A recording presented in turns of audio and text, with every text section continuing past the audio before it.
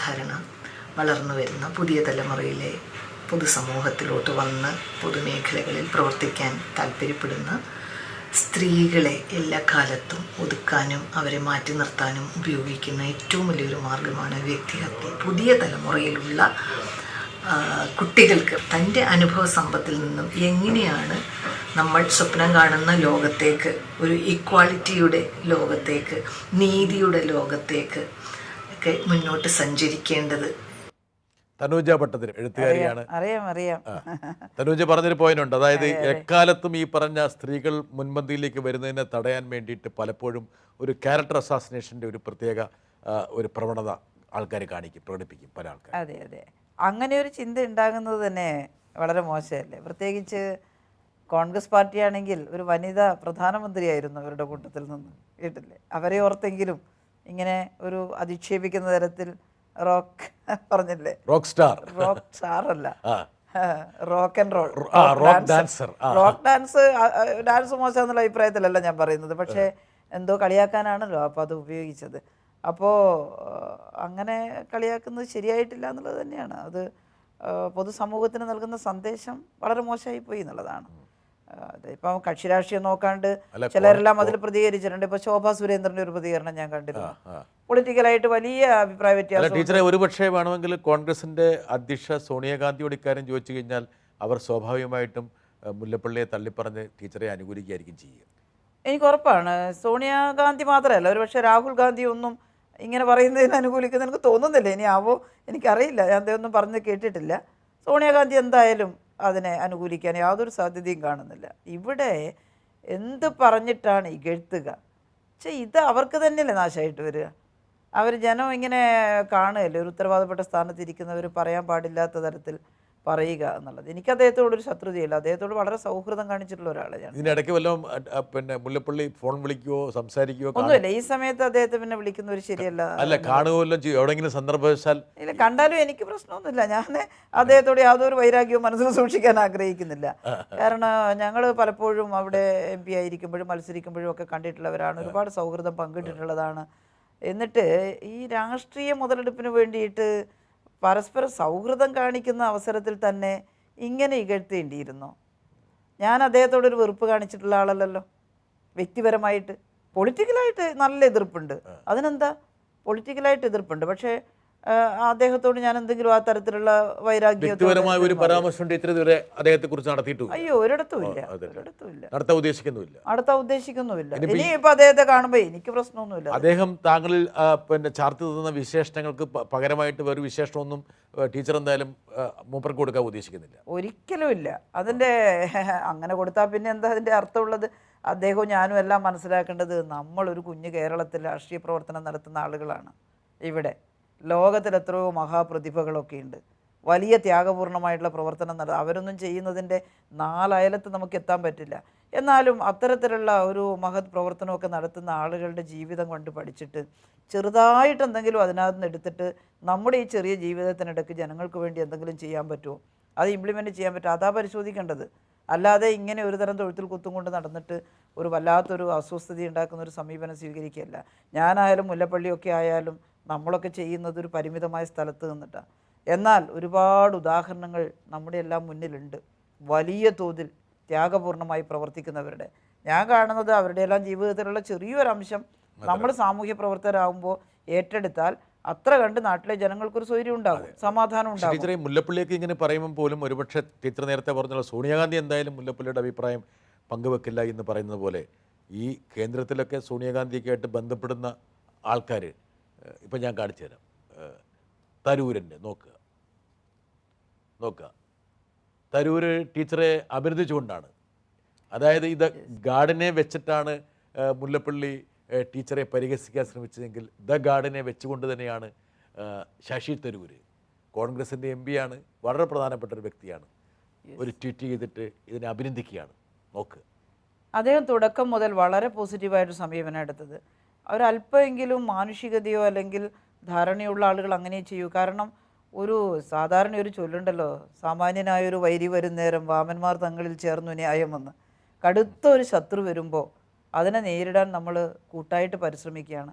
ശശി തരൂർ തുടക്കത്തിൽ തന്നെ ഇതിനെ നേരിടാൻ എന്താണ് MP എന്നുള്ള നിലയിൽ എനിക്കെന്താ ചെയ്യാൻ കഴിയുക, അദ്ദേഹം അത് ചെയ്തിരുന്നു കൃത്യമായിട്ട്. അതിനെ ബഹുമാനപ്പെട്ട മുഖ്യമന്ത്രി പത്രസമ്മേളനത്തിൽ അഭിനന്ദിച്ചല്ലോ, ശശി തരൂർ ഇങ്ങനെ ചെയ്തിരുന്നു എന്ന് പറഞ്ഞിട്ട്.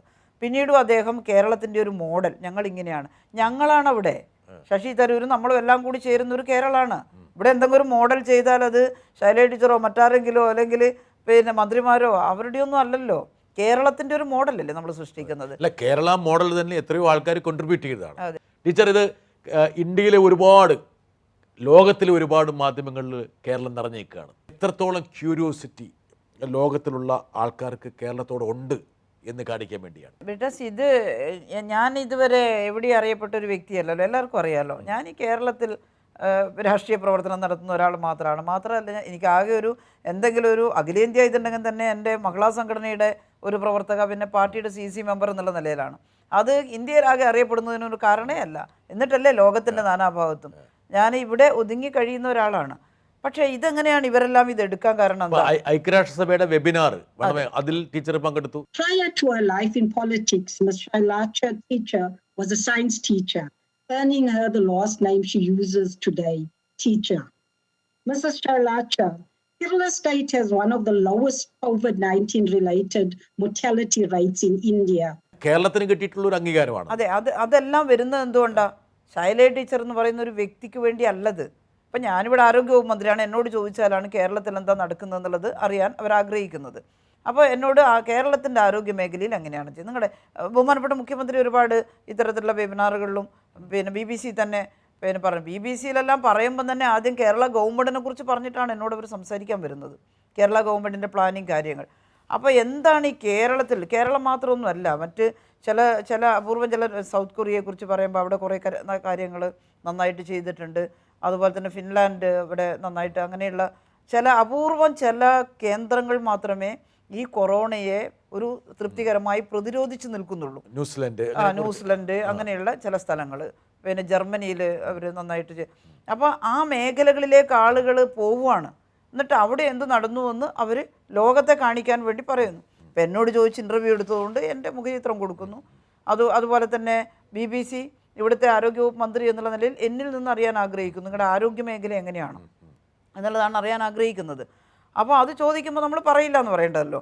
അപ്പോൾ നമ്മളത് അവരോട് പറയുന്നു. അങ്ങനെ എക്സ്പ്ലെയിൻ ചെയ്യുമ്പോൾ നമ്മളെന്താ ചെയ്യുന്നത്? കേരളത്തിലൊരു ബേസ് ഉണ്ട്, കേരളത്തിലൊരു നല്ല പബ്ലിക് ഹെൽത്ത് സിസ്റ്റം ഉണ്ട്, കേരളത്തിൽ ഞങ്ങൾക്ക് എല്ലാ പഞ്ചായത്തിലും പ്രൈമറി ഹെൽത്ത് സെൻ്ററുകളുണ്ട്, അതുപോലെ തന്നെ നല്ല ജില്ലാ ആശുപത്രിയും താലൂക്ക് ഹോസ്പിറ്റലുകളും അതുപോലെ മെഡിക്കൽ കോളേജുകളും ഇതെല്ലാം ഉണ്ട്. കേരളം വളരെ സാമ്പത്തികമായിട്ട് വലിയ പിന്നെ സുസ്ഥിരതയിൽ നിൽക്കുന്ന ഒരു സംസ്ഥാനമല്ല, സാമ്പത്തിക പ്രയാസമുള്ള സംസ്ഥാനമാണ്. പക്ഷേ ജനകീയമായിട്ടുള്ള പ്ലാനിങ്ങിലൂടെയാണ് ഞങ്ങൾ ഇതെല്ലാം നിയന്ത്രിച്ച് നിർത്തുന്നത്. അപ്പോൾ ജനങ്ങളുടെ കൂട്ടായ്മയിലൂടെ, ജനങ്ങളുടെ പാർട്ടിസിപ്പേഷനിലൂടെയാണ് ഞങ്ങളിതെല്ലാം, അതിന് ഞങ്ങളുടെ പ്ലാനിങ് ഇന്നതൊക്കെയാണ്.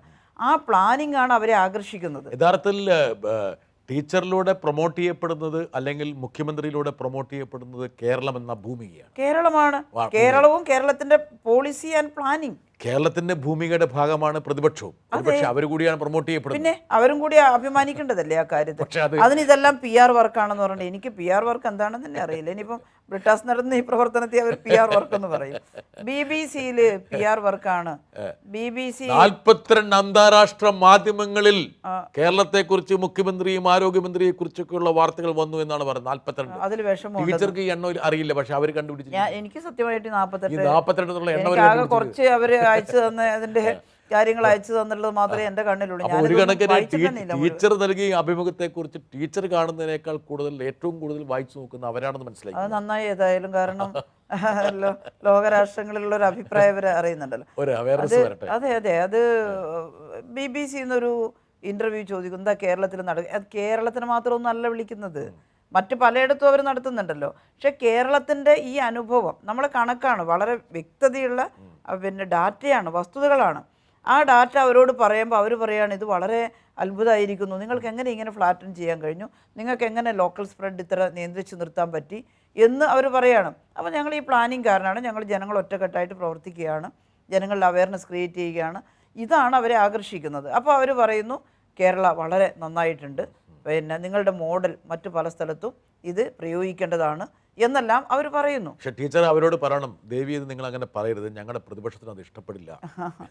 അതെ അതെ അതെ അതെ. ഇനി എല്ലാ അഭിമുഖം കൊടുത്തു വേണ്ടി പറയണം, നിങ്ങൾ അങ്ങനെ കേരളത്തെ അങ്ങനെ പുകഴ്ത്താനൊന്നും പാടില്ല, ഞങ്ങളുടെ പ്രതിപക്ഷത്തിന് അത് ഇഷ്ടപ്പെടില്ല. അതെ അതെ, അങ്ങനെ പറയേണ്ടി വരും. അങ്ങനെ പറയേണ്ടി വരും. അതെ, വരട്ടെ. നമ്മളിപ്പോഴും പിന്നെ നമ്മളെല്ലാം ആയി എന്നുള്ളതല്ല, വരാനിരിക്കുന്ന നാളുകൾ അതെ, കഴിഞ്ഞു അതെ, പോയതിനേക്കാൾ തീർച്ചയായിട്ടും, ക്രൂഷ്യലാണ്. തീർച്ചയായിട്ടും. അപ്പൊ അതിനുവേണ്ടി ഒരുങ്ങുകയാണ് നമ്മളിപ്പോ. അതെ, വരട്ടെ ടീച്ചർ. ബഹുമാനപ്പെട്ട മെമ്പർ ഈ കാര്യങ്ങൾ അവതരിപ്പിക്കുമ്പോൾ നിരവധി തവണ ഈ സഭയുടെ അന്തസ്സിന് നിരക്കാത്ത കാര്യങ്ങൾ പറയുകയാണ്.